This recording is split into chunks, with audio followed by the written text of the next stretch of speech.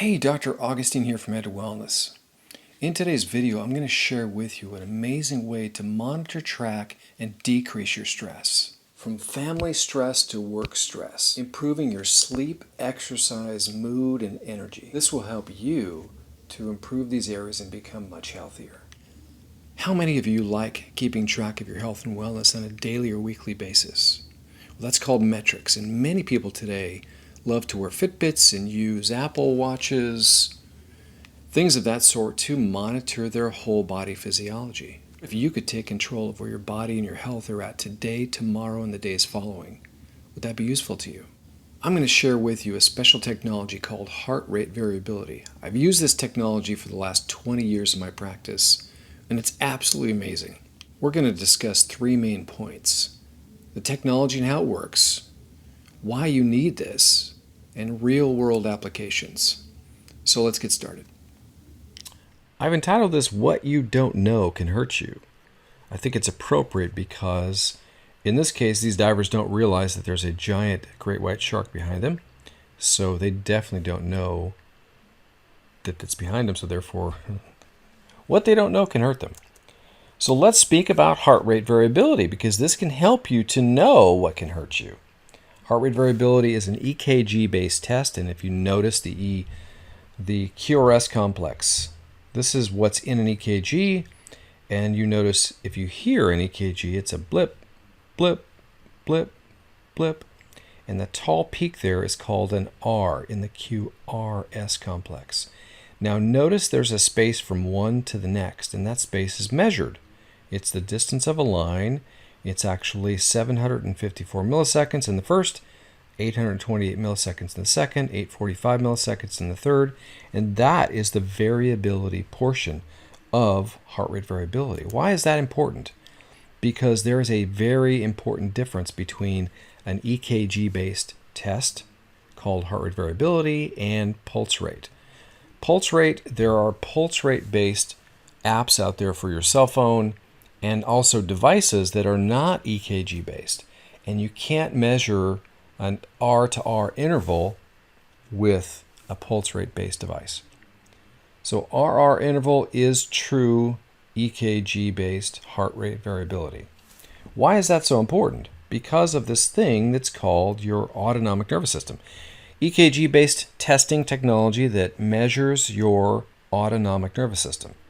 So autonomic sounds just like automatic. So this device, this technology, actually measures the balance of your autonomic nervous system. And in having this technology in my office for the last 20 years, I've discovered that people that have dreadful health and illness have terrible autonomic nervous systems.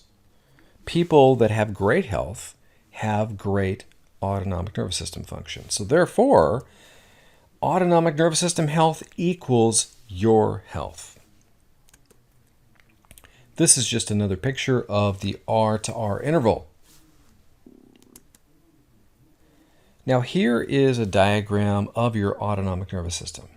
There's two parts to it. There's the stress part called the sympathetic here on the left side, and then there's the calming, relaxing, decreased heart rate, decreased blood pressure, healing side of your nervous system on the right side.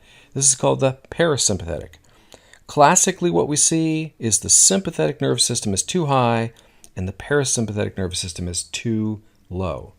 So on the sympathetic side, increasing heart rate, increased blood pressure, preparing you to escape being attacked by a lion or a tiger. So it wants you to get out of that terrible situation, so it really provides you the ability to do so. You'll have terrible digestion if you're too high on the sympathetic side. Now, this can go also for day-to-day stressors. People have problems getting sleep because they are too high on their sympathetic nervous systems. They will have terrible digestion. They will have acid reflux and things of that sort. They'll also be more tired. When your body is redlining every day, all day, they'll be more tired. Parasympathetic is the key. We always see that one being too low. Resting and digesting, calming, relaxing, decreased heart rate, decreased blood pressure, great digestive function. So this is another diagram, and you don't have to know the details of this other than your autonomic nervous system definitely controls your immune response. So if you want a better immune response, you need to take care of your autonomic nervous system. Notice down here towards the bottom of the diagram, it says inflammatory cytokines. That is a really powerful inflammatory response within your immune system, and it tends to be a big problem when it occurs in a person's lungs. Therefore, these people can be put on ventilators, their oxygen saturation in their blood can be way too low because they can get this thing called a cytokine storm. So if you can balance the autonomic nervous system, you can diminish things of that sort. Your immune response will be better and healthier. So here's the app, Elite HRV. I use this every day, first thing in the morning, and it's available for both Android as well as iPhone. It's a free app. What will you need to actually do this testing would be a device that generates the EKG signal. Now, my favorite are the Polar heart rate monitor straps. I have both of the H7 as well as the Polar H10. I currently have been using the H10. These two provide the highest quality EKG signal, and they connect to your phone, Bluetooth, and wirelessly. So you put the strap around your chest wall. I do this first thing when I wake up in the morning, and I sit. You could sit or stand, or lay down, and the program is 2 minutes. I choose the morning readiness test, and it lasts for 2 minutes. The test will be done, and you'll get your results of your heart rate variability test. Now, here are 3 tests of mine, and notice that the result will look like the speedometer in your car. Ideally, you want to be in the green zone.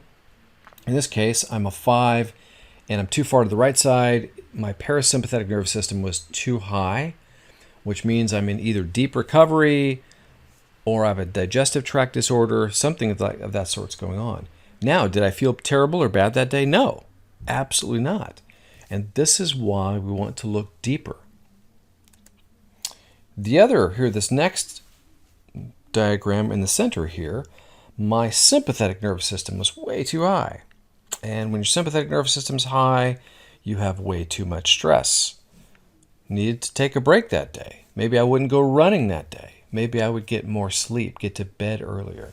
So what happens is your body, actually become more mindful, more aware of your health and wellness and what actually contributes to it on a day-to-day basis.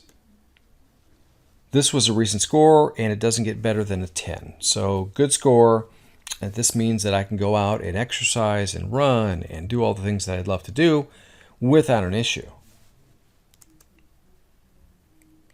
So why do you need this? Today, we've been brainwashed to think that we measure our health by how we feel. Now, the problem with that is our nervous system is only 11% sensory information. So how we feel, sensation, is only 11% of what's going on in our body. What about the other 89%? That's why we want to actually do a measurement of your autonomic nervous system to look deeper into your body. And when you can measure that and know where that's at, you can be more preemptive, meaning that when you start to see your nervous system is too high on the sympathetic side, you would need to take a break so that you don't get sick, so that you don't get run down, so that you can sleep better. All of these things, so your body works better.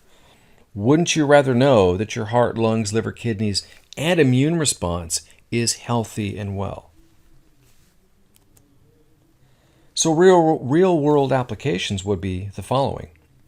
And this isn't all. These that are listed here, these aren't all the applications, but certainly to avoid sickness, because if your stress nervous system, the sympathetic nervous system, is too high, you need to take a break. You need to rest and recover.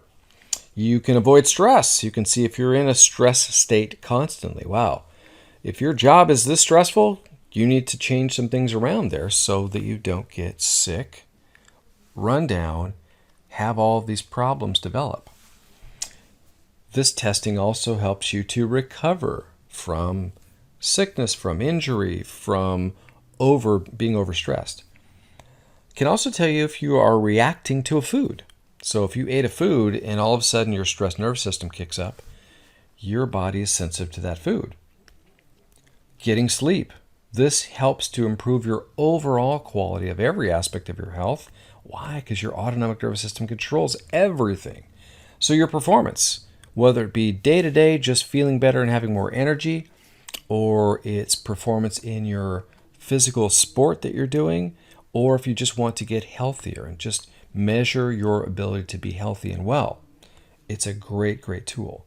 So healing, obviously, you can't heal when you're in a stress or sympathetic state. So really, really, really good information from this particular test.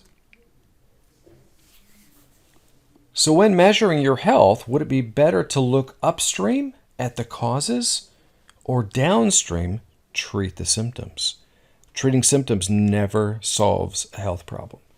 Always better to look as far upstream as you can, and I believe this type of testing would be definitely looking upstream. So in summary, what you don't know can hurt you because your perception of health is only 11% because your nervous system is only 11% sensory. Better to measure your health by how you function, and the deepest and most preemptive way is through heart rate variability. And now it's available through a free app on your cell phone.